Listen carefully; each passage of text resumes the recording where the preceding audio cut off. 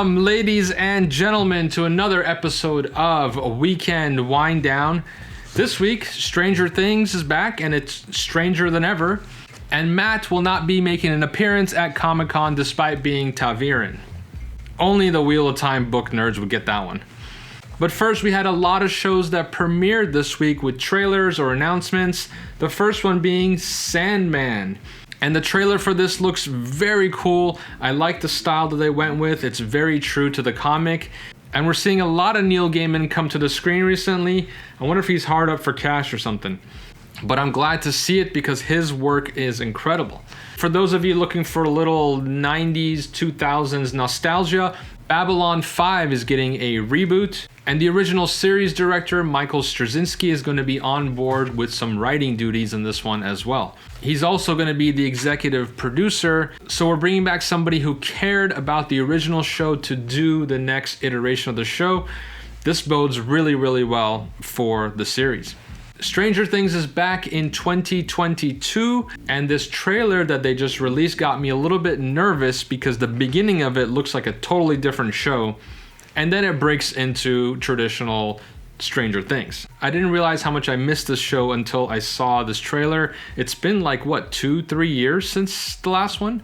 There was also an announcement for Enola Holmes 2, starring Henry Cavill and Millie Bobby Brown of Stranger Things. I thought the first one was okay. Henry Cavill didn't have a huge part in it. I'm used to him just kicking ass in shows, and he didn't do that very much as Sherlock Holmes, so it was a little bit different for me, but enjoyable nonetheless. Speaking of Henry Cavill, we got yet another Witcher Season 2 trailer, and it definitely reinforced the fact that this one looks much better than the first.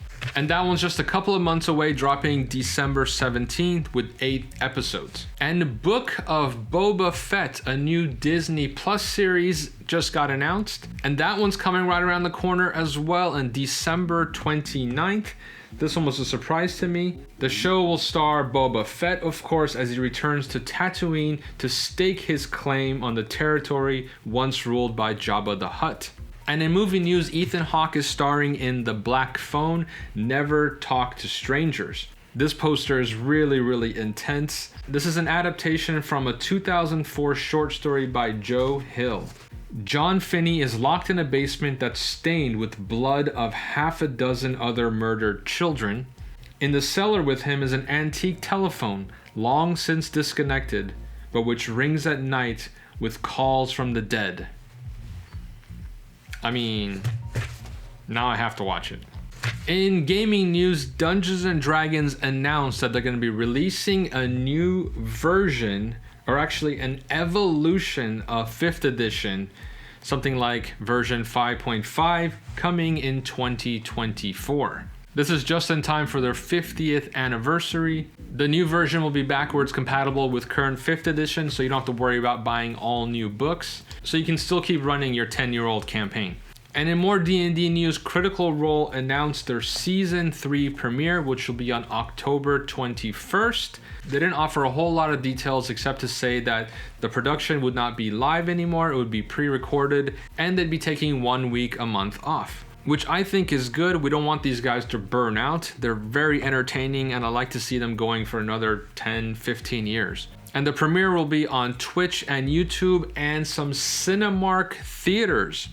That's right, you can go to the theater now and watch other people play D&D on the big screen.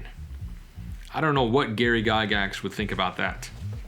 And finally, in Comic-Con news, it seems that Barney Harris, who was playing Matt in Season 1 and left and is no longer playing Matt in Season 2, will also not be attending Comic-Con New York. Which kind of makes sense, but I still want to know what exactly happened. Was there a falling out? Was there a scheduling issue? Hopefully it's not a health issue, but it's kind of weird that he dropped off the show. Maybe we'll get some insight at that Comic-Con. And that is the entertainment news for the week. I'll see you next time on Weekend Wind Down. Cheers.